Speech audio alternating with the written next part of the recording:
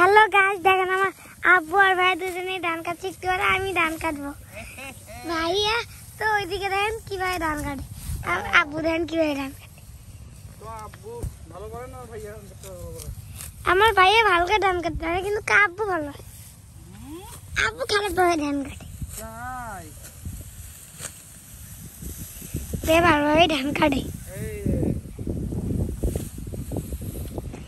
আর ভাইয়া তো একটু কিপটা আছেই, বেশি কিপটা না, একটু কিপটা। আর ভাইয়ের কাজ জানেন, মোবাইল দেখা। আব্বুর কাজও মোবাইল দেখা।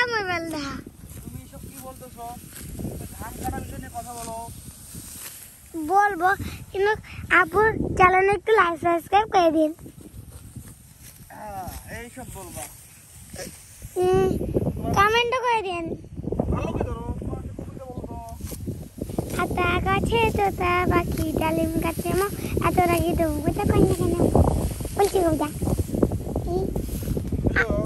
আর একটু বলতে পারি, কিন্তু দেখেন এখানে ধান মনে সব পেকে গেছে, একটা ধানও বাকি নেই।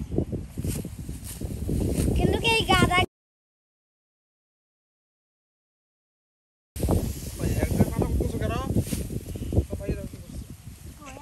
দেখেন ভাইয়ে কি করছে। খুব বাতাস, আর এখানে ধান কাটতে মজা লাগে, কিন্তু এখানে সাপও থাকে।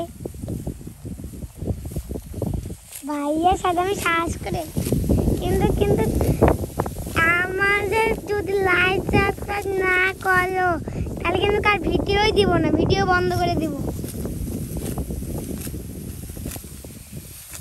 আব্বু আর ভিডিও করবো না।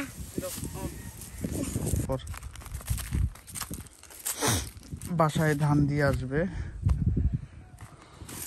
এটা আর কি। তো দেখতেই পারতেছেন ধান।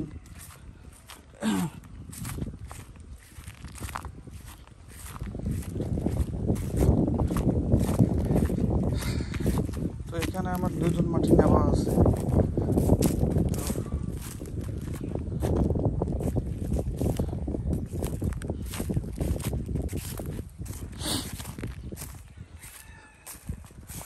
এখান থেকে দুজন মাটি নেওয়া আছে আমার।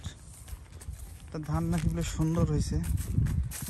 তা আমি কখনো আসিনি, তা মাশাআল্লাহ ধান আসলে সুন্দর হয়েছে। এটা বিয়ের আগে করছে, এই যে ধান অনেক সুন্দর হয়ে গেছে। ধান মাশাআল্লাহ অনেক সুন্দর হয়েছে।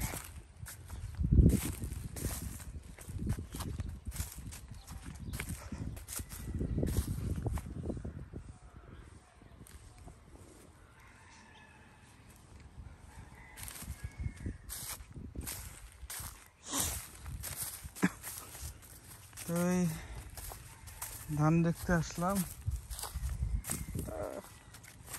তো দেখতে পারলেন এই যে সেই ধান।